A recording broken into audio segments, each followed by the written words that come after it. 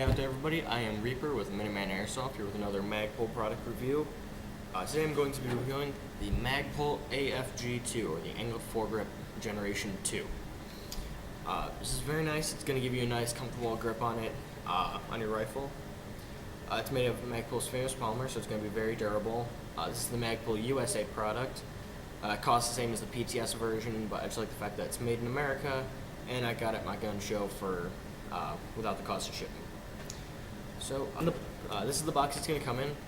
Just a cardboard box, nothing really special about it, but it does come with some nice graphics on the outside. It tells about the features of it, shows a little diagram of it. On the side shows some of their other theory products, like the MS2 and MS3 sling, Magpul external rail covers, the rail sling attachment point, the RSAP, and the ASAP plate, which is the ambidextrous sling attachment point, which mounts at the rear of the rifle, but I don't have any of those, so I'm not going to be reviewing them. Although I do have the XTM rail covers, just head over to the channel, you can check those out. This cost me $33.20. You can probably see the label. Got it from, if you live in Northeast Ohio, you can order from these guys, SpartanDefense.net. They have a lot of, it's a website for real steel guns, so when you go on there, don't be expecting a whole lot of airsoft things. If that's what you're looking for, go to Airsoft GI for that. On the side just talks about their theory products and the thinking behind it. Now, yeah, that is just a sleeve around a box. Now the sleeve, you can cut down one of the seams that's going to be marked, and you open up, and there is instructions on there on how to mount it to your weapon and how to break it apart to swap out the finger shelf. That is this little bump right here. Now, moving on, inside the box, slide it open. Then inside it's gonna come in a nice large plastic bag with a slightly smaller bag containing a polymer piece and an Allen wrench. You just take it out of the plastic bag and everything. Now inside there's gonna be the Allen wrench. You're gonna need to take it in, to separate it to install the new finger shelf on here, or piece that is lacking thereof. See, very nice flat flush piece. If you're when you like to slide your hand up the grip really fast and get a good handle on it, it's not gonna be in the way or anything like that. Just going to keep it really flush and slightly clean look to it, although I like this because it helps me seat my hand better on the grip. Now to install that, you take the included Allen wrench. You take out these 3 screws here, one here at the front, one here, and then one down here. There's going to be some Loctite holding it in place better, but you can just reapply it when you're putting the screws back in. You just take those apart. It's going to fold. It's going to unfold like that, open. And you just pop the finger shelf out, put the new one in, close it back up, tighten all the screws down, and you're set. Now the other reason why you're going to need to know how to separate it in half is if you want to mount it on a rail system. It's a bit of a tight fit. Now you're not going to be able to take the 2 halves and clamp it down over it because it does sort of fold at the top here. It's going to fold inwards like this if you're looking at the grip like that.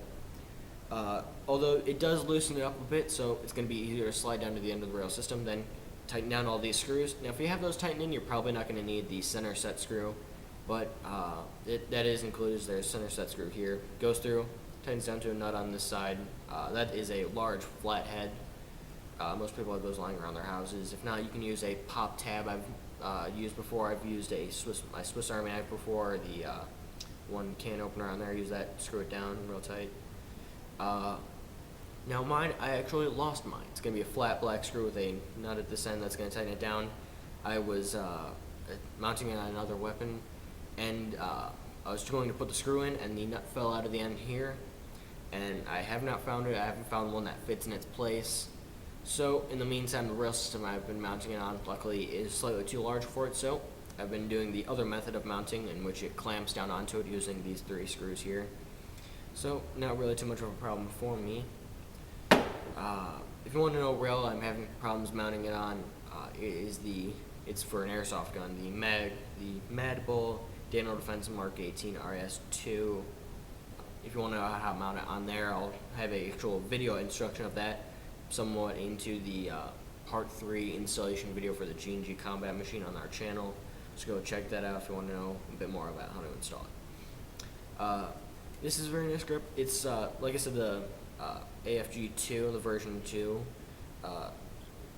Now the difference between this and the version 1 is the version 1 is going to be slightly longer. It's going to be kicked back a little bit more. You're probably going to have a bit more room between the front hand stop and the rear one here.